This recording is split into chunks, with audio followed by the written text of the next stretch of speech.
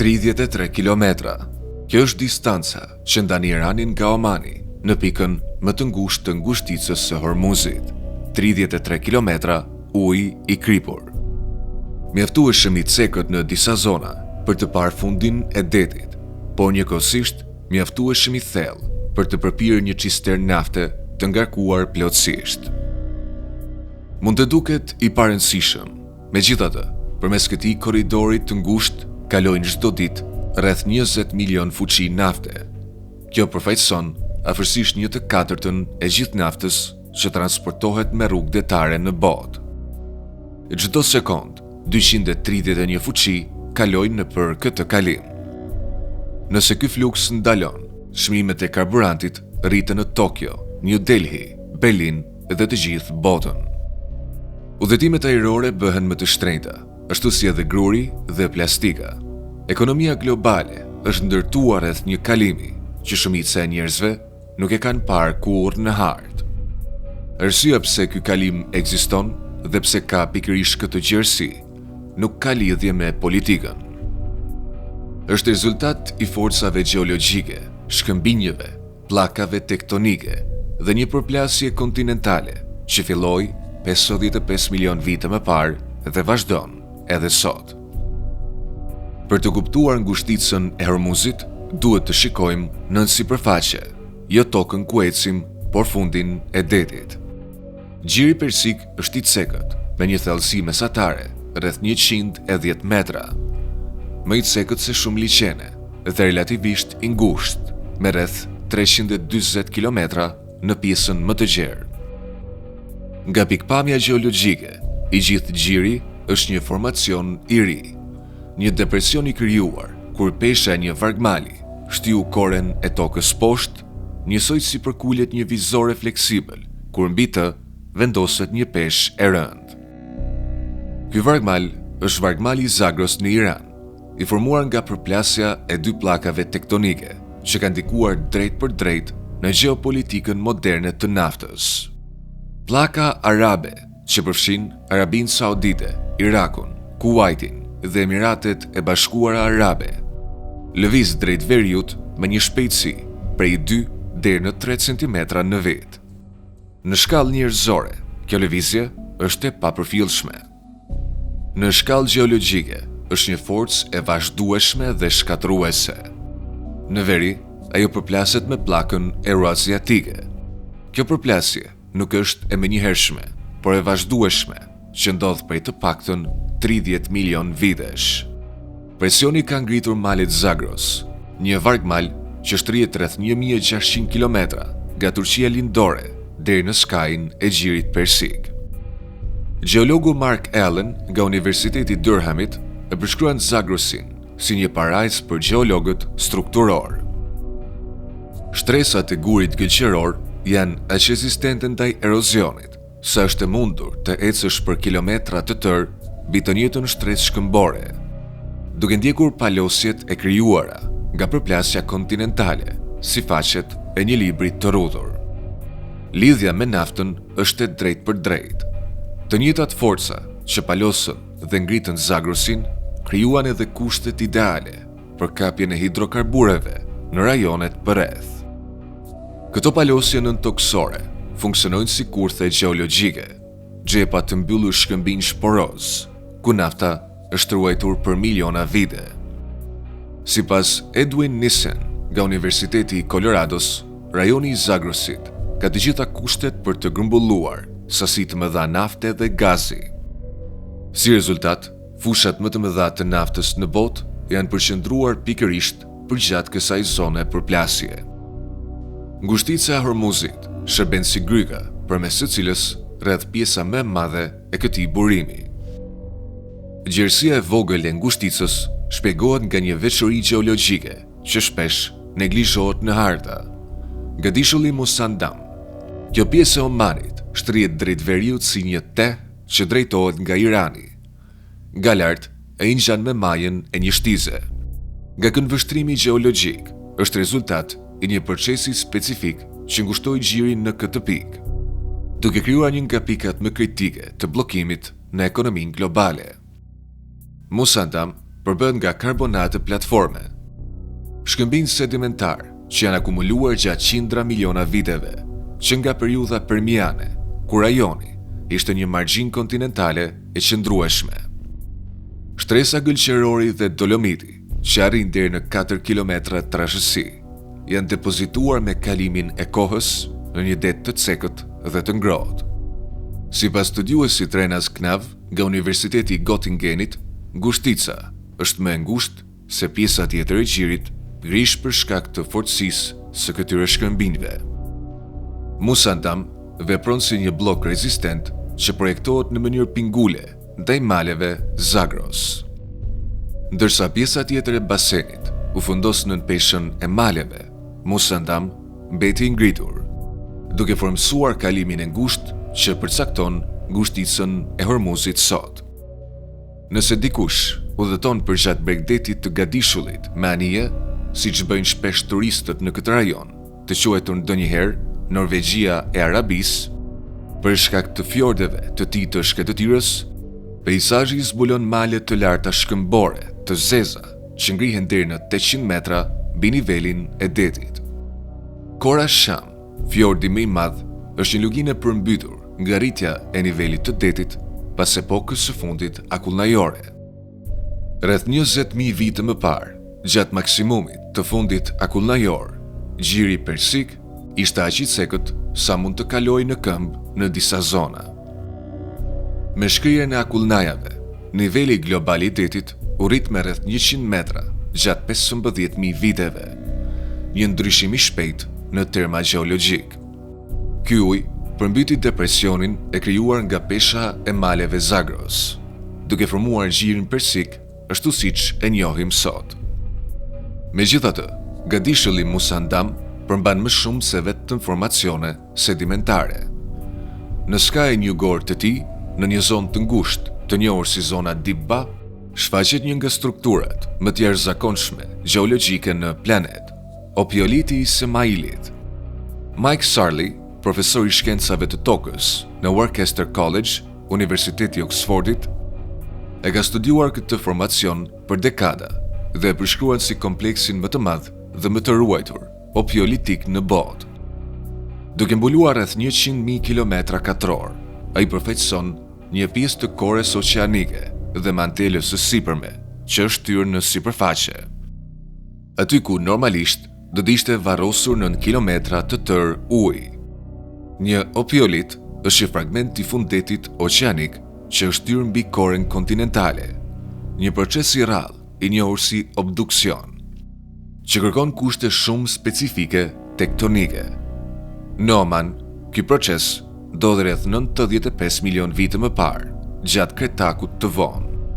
Në atë kohë, pllaka arabe pëndahej nga Afrika dhe Oqeani Tethës, shtrihej midis Arabisë dhe Euroazisë. Brenda këtij oqeani ekzistonte një zonë aktive, subduksioni, ku korja oqeanike zhytej drejt mantelit. Në vend që të vazhdonte këtë zhytje, një pjesë e kësaj korje u shtyr në drejtim të kundërt, duke lëvizur lateral për të paktën 400 kilometra. Një pjesë e madhe shkëmbore oqeanike, me trashësi midis 8 dhe 15 kilometrash, u zhvendos mbi margjinën kontinentale të Arabisë dhe mbeti ekspozuar në sipërfaqe, duke ofruar një dritare të rrallë drejt brendësisë së tokës. Të ecësh mbi opiolitin e Semailit do të thotë, në praktik, të ecësh mbi materiale që normalisht ndodhen 4 deri në 5 kilometra nën fundin e oqeanit. Shkëmbin përfshin Herzburgit dhe Dunit, lloje peridotiti që përbëjnë mantelin e sipërme të tokës. Ata janë të errët, të dendur dhe me strukturë granulare, krejtësisht të ndryshëm nga gëlqërorët e qelët që dominojnë pjesën tjetër të Gadishullit.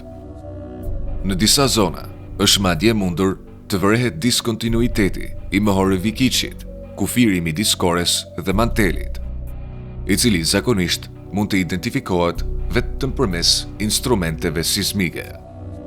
Brenda këtij konteksti gjeologjik, natyra e vërtetë e ngushticës së Hormuzit bëhet e qartë. Ai nuk është thjesht një kalim detar, por një plag gjeologjike. Gadishulli Musandam shënon kalimin midis dy regjimeve të ndryshme tektonike. Në perëndim, në rajonin e Zagrosit, përplasja ndodh midis dy pllakave kontinentale, pllakës arabe dhe asaj euroaziatike, ku shkëmbi kontinental përplaset me shkëmb kontinental. Në lindje, në gjirin e Omanit, situata është ndryshe. Aty, mbetjet e kores oqeanike të lashtë të Tetis vazhdojnë të zhyten drejt veriut nën pllakën euroaziatike, përgjatë zonës së subduksionit të Makranit. Musandam ndodhet pikërisht në pikën ku një regjim tektonik zhdërohet në tjetrin. Gjeologët e quajnë këtë strukturë sintaksa e ngushticës së Hormuzit, një kthesë mprehtë në formacionet gjeologjike. Ku orientimi i thyrjeve ndryshon nga drejtimi veri-perëndim juglindje në drejtimin veri-jug brenda vetëm pak kilometrash. Një studim i publikuar në vitin 2020 në revistën Tectonics nga Eugenio Carminati dhe bashkëpunëtorët e tij identifikoi një thyrje transformuese kontinentale oqeanike, që shtrihet paralelisht me zonën e Dibës dhe vazhdon në det përgjatë bregdetit lindor të Musandamit. Analiza e tyre strukturore konfirmoi për herë të parë praninë e një rrëshqitje anësore djathtas përgjatë kësaj zone, në përputhje me zhvillimin e sintaksës. Në terma më të thjeshtë, shkëmbit në këtë rajon janë rrëshqitur anash, si dy duar që kalojnë pranë njëra tjetrës në drejtime të kundërta. Kjo lëvizje krijoi harkimin që përcakton ngushticën e Hormuzit. Studimet të mëtejshme të publikuara nga GeoX-Pro në vitin 2024 e thellojnë këtë interpretim.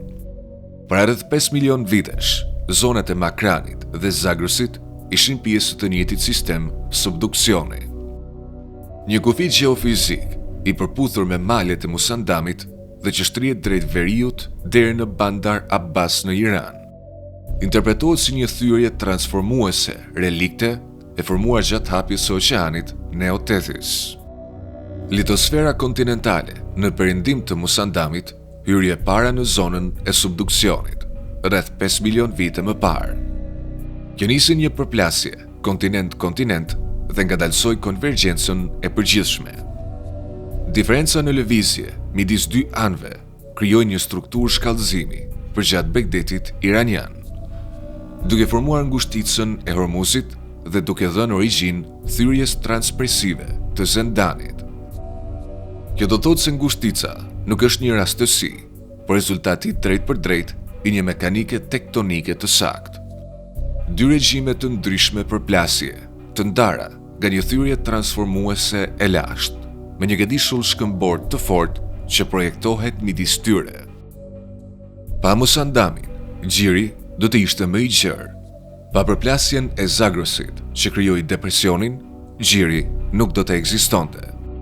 Pa rritjen e nivelit të detit pas epokës akullnajore, ngushtica do të ishte tokë e thatë.